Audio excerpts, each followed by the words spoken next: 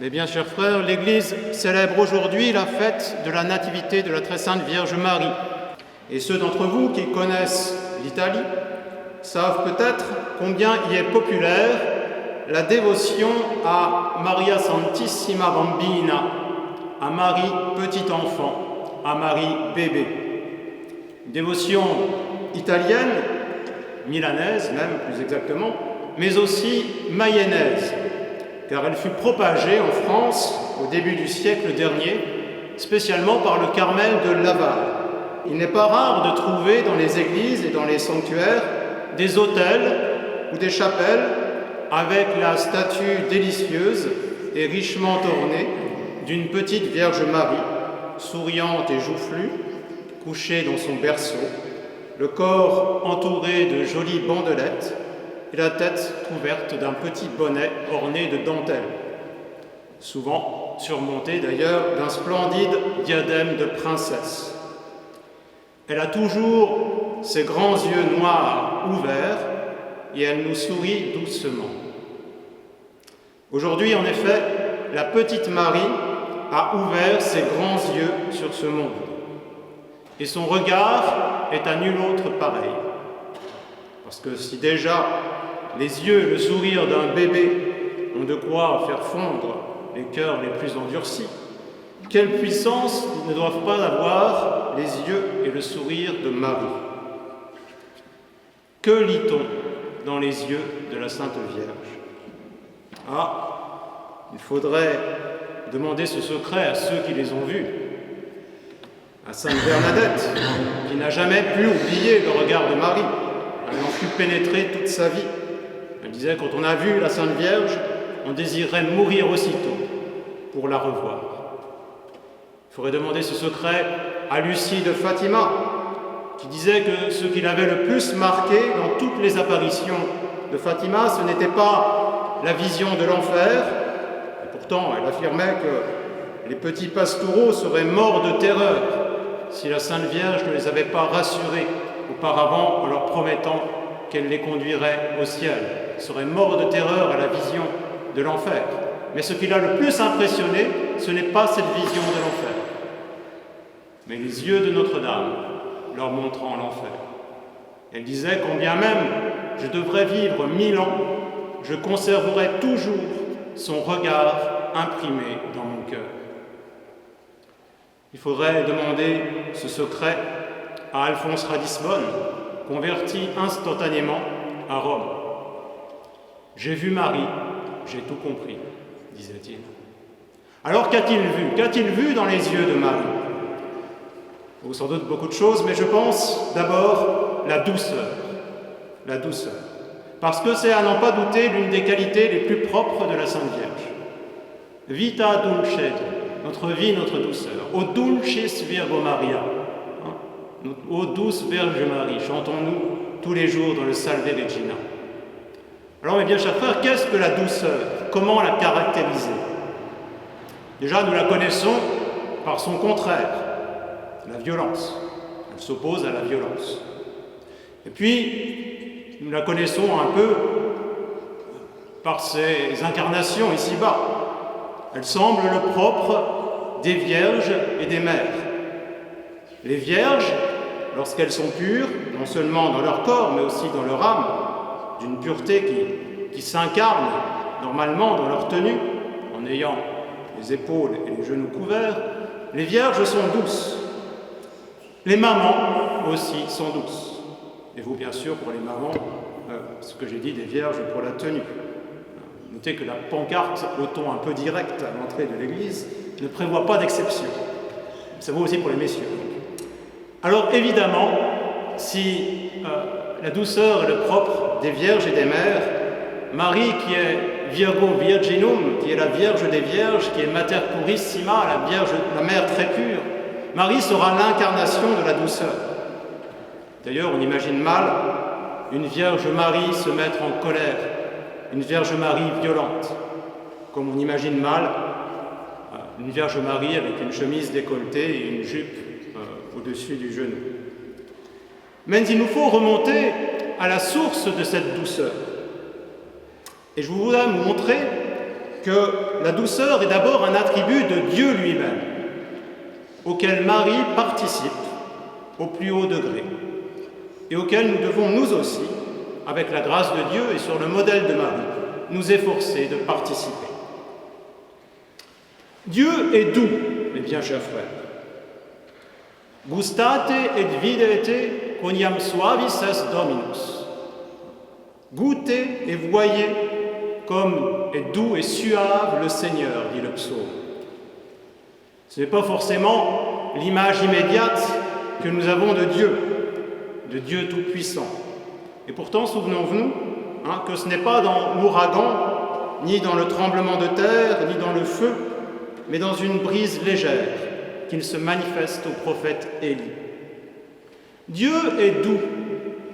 Il n'y a en lui aucun mouvement violent, aucun mouvement tout court d'ailleurs. De toute éternité, le Père engendre le Fils se donne au Père, le Père et le Fils spirent le Saint-Esprit. Et ces processions, ces dons des personnes divines les unes aux autres, ne sont pas des mouvements. En Dieu, il n'y a aucune succession, aucune agitation, juste un don et un amour éternel. Et lorsque Dieu crée tout l'univers, eh bien, on retrouve cette même douceur se répandant dans tous les êtres.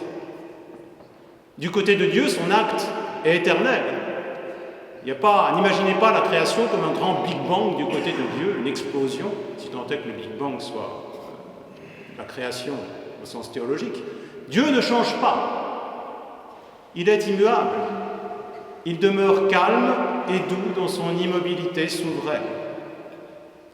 Et du côté des créatures, nous voyons cette douceur de Dieu, en ce qu'il a essentiellement le respect des natures qu'il a créées. Parce qu'en les respectant, il se respecte lui-même. Dieu est présent à toutes ses créatures. En lui, nous avons la vie, le mouvement et l'être. Il ne les violente pas. Et cela vaut même pour les natures libres. Parce que sa grâce, par laquelle il nous guérit et nous élève, ne violente pas notre liberté. Elle agit de l'intérieur, fortiter et suaviter, fortement et suavement. Et le plan divin, immuable et éternel, s'accomplit toujours. Vous voyez, chez nous, le manque de douceur, il vient presque toujours de la peur. En Dieu, ce sentiment n'existe pas. Aucune crainte que les choses lui échappent, tout est sous contrôle pour Dieu. Aucune chance, aucun risque que ça se passe mal. Tout rentre dans le plan de la providence, même le péché, non pas voulu, mais permis par lui pour un plus grand bien. Tout concourt au bien de ceux qui aiment Dieu. Dieu est un océan infini d'amour et de paix que rien ne saurait agiter. Tout passe, mais Dieu ne change pas. Il est doux parce qu'il est fort, maître des choses et de lui-même.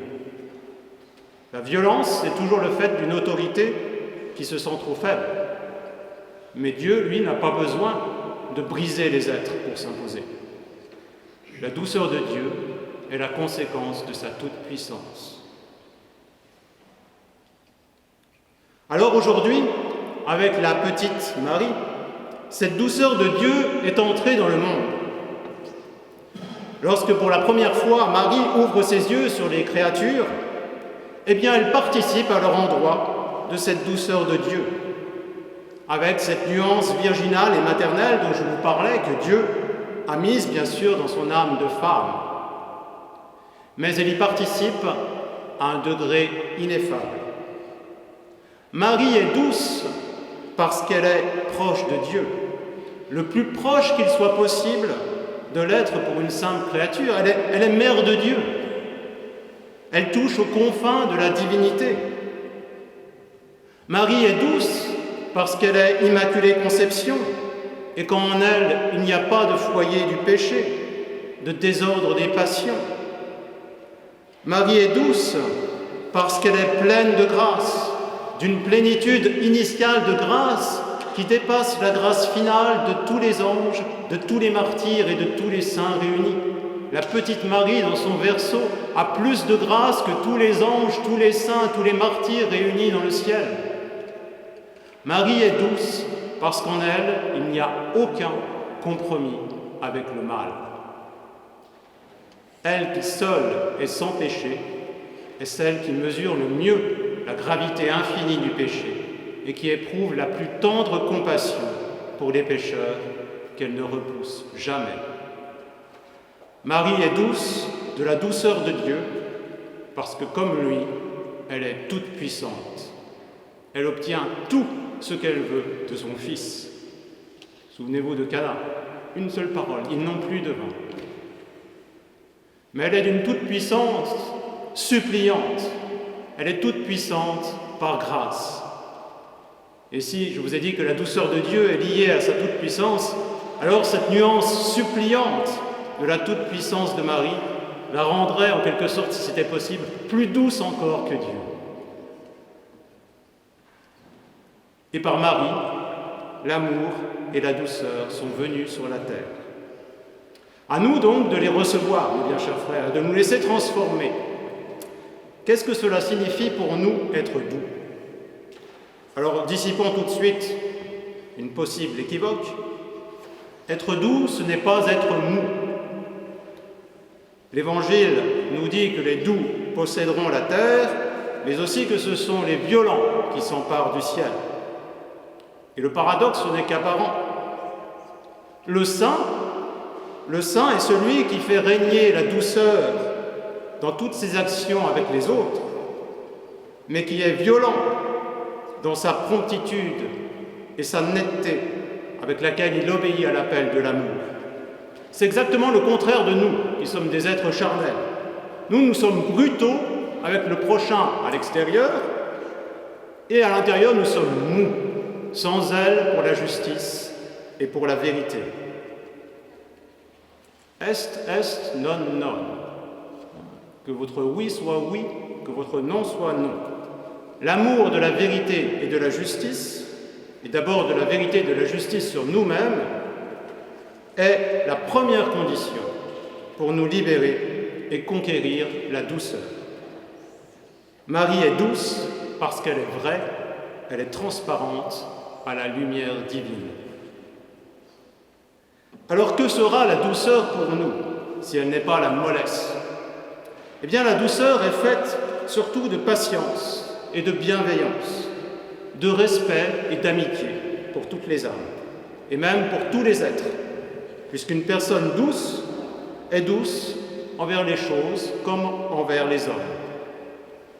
Les maîtres des étudiants et des novices le savent bien.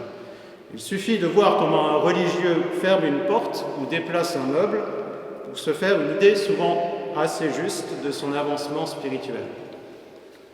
Et la douceur est aussi faite d'indulgence et de bienveillance. Et saint Jean de la Croix a souligné combien cette bienveillance systématique et a priori est la condition essentielle du progrès spirituel. Vous voyez, la Sainte Vierge ne condamne pas le mal qu'elle voit. Elle en a compassion. Et le mal vient se briser contre sa douceur. Mais la douceur demande, c'est vrai, de se faire violence. Elle demande beaucoup de patience.